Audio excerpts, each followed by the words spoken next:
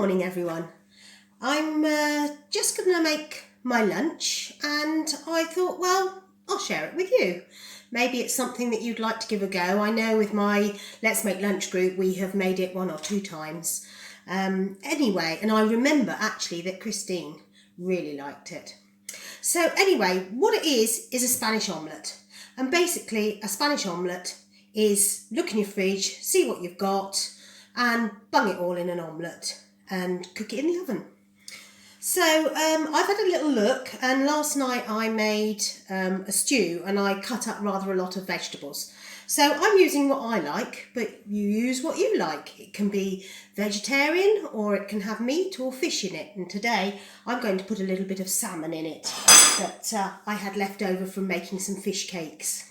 Okay, so the ingredients I'm going to use today, of course, are eggs, because that's one of the main ingredients of an omelette. I'm then going to use some butternut squash, some of this rather odd looking stuff, but it's a lovely aubergine. I love aubergine, especially on my trips when I've been to Turkey. And then I had some potatoes left over, and I've got some broccoli. I've got some carrots in there. I might not use it all, it might be too much. I'm just showing you what I've got on offer to use. And then I love mushrooms, so I'm going to put some mushrooms in and onion to give it a little bit of a nice taste, a bit of seasoning really. Okay, so I'm going to start off, just going to move that out of there, just to show you the pan actually. I'm going to use this pan because I can use this on the hob and also in the oven.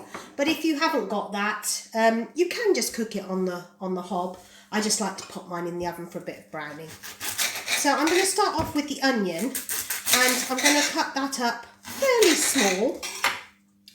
Sort of, you know, you don't like to have too much onion in your mouth at one point. And then I'm going to put that into the pan because that really just needs to fry up a little bit, just beginning to turn brown, whereas everything else is already cooked. But we don't want to end up with a frittata with an old uncooked onion. So I'm going to pop that in there. Frittata I said then, didn't I? That's the posh name for a Spanish omelette. But that's what it is, a Spanish omelette really. But if you want to impress people, you can call it a frittata. There we go. I'm having a bit of mushroom as well because I love mushrooms. Maybe just 2. I've got 3 out, but I think 3 is going to be too many. I'm probably going to end up with far too many ingredients here. I normally do, and I'll end up having to make 2 instead of 1. So into that, I'm just going to put a little bit of marge. Okay, like that. Okay, so I can just cook that on the hob. I've got a gas hob, so I'm just going to go and put it on there. Move those bits out of the way for the next bit.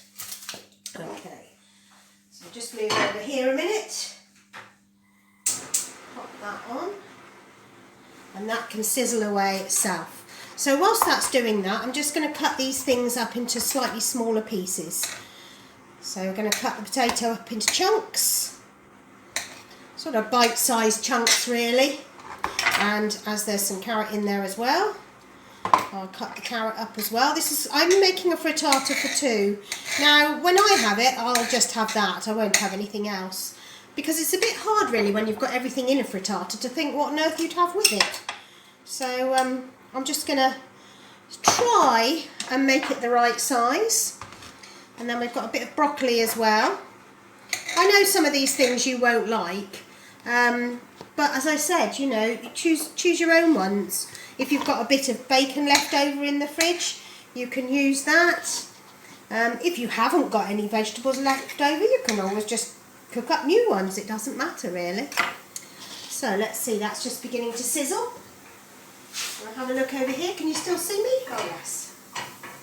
So yeah, I'll just give that a bit of a turn around. Okay, so we've got the other ingredients there. I don't think I'll need all of those.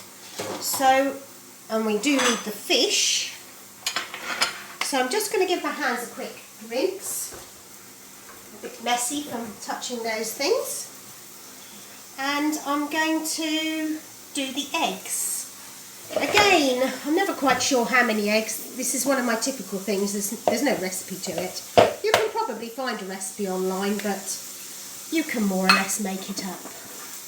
So I'm going to use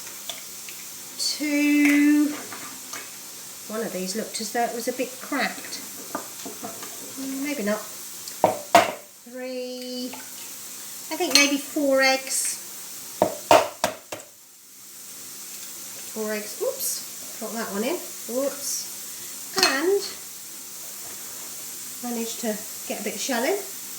That won't be very tasty, will it? So there we go. And I'm going to use this fork because it's all going in the same place. Give it a whisk up like that till it's all combined. Is that going to be enough? Probably. Oh, and the other thing I'm going to put in mine is some cheese. It always is lovely with cheese in it, but if you don't like cheese, don't put it in. Or you might want to use some other kind of cheese. You might want to use some feta cheese or something, ricotta or something like that. So I'm just going to grate up some cheese.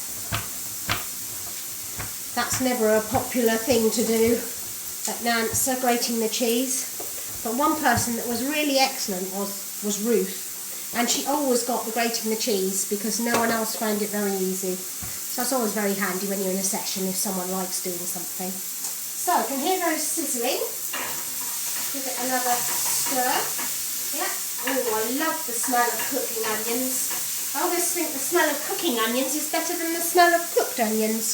So I'm just going to take these bits over there and plonk them in the pan. So I hope you can see me going over here. Plonk them in. Oh, that's a bit of a scrapey sound. That's good. Well, all done in there. I think I might need a bit more potato to fill us up. There we go. Then I'm going to just gently flake apart this fish because we don't want it to break up into too many small pieces really. This is salmon. I like salmon and it's very good for your brain. It's got lots of omega-3 in it. So that can go in last after I put the egg in. So I'm just going to wash my hands again. That's right. Okay, not quite as handy as Judy's camper van that's got everything just close by. I have to move a little bit further around the kitchen. Right. That's looking good. I think we could fit a few more vegetables in there. I think we'll put the rest of the butternut squash in. We like that very much. And I might put the rest of the broccoli in because otherwise it was not really going to be able to be used. Goes a bit limp looking. So I'll pop those in as well. There we go.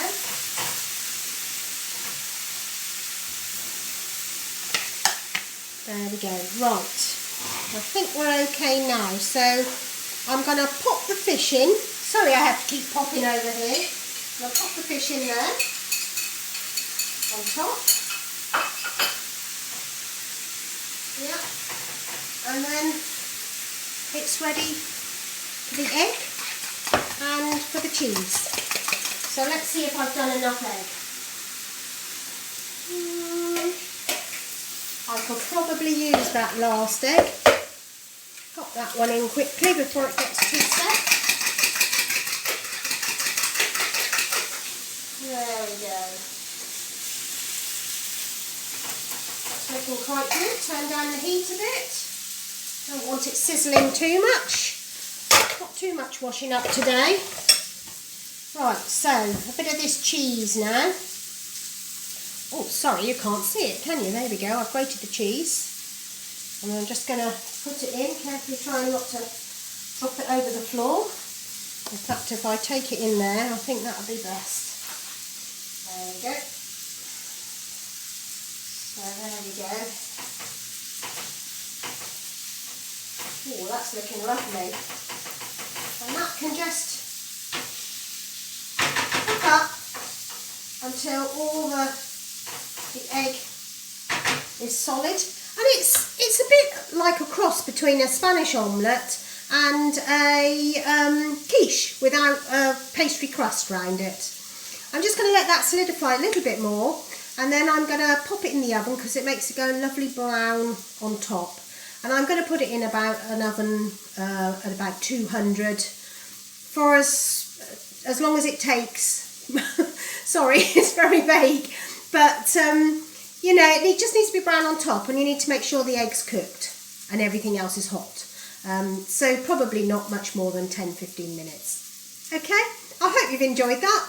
I think I'm going to go and enjoy this. Hello, it's me back again. I've come to look at the lunch. Smells delicious. Oh yes, that's certainly done. Look at that lovely crunchy top with the cheese. Can't wait to get my knife and fork out ready and start to eat it. Cheerio.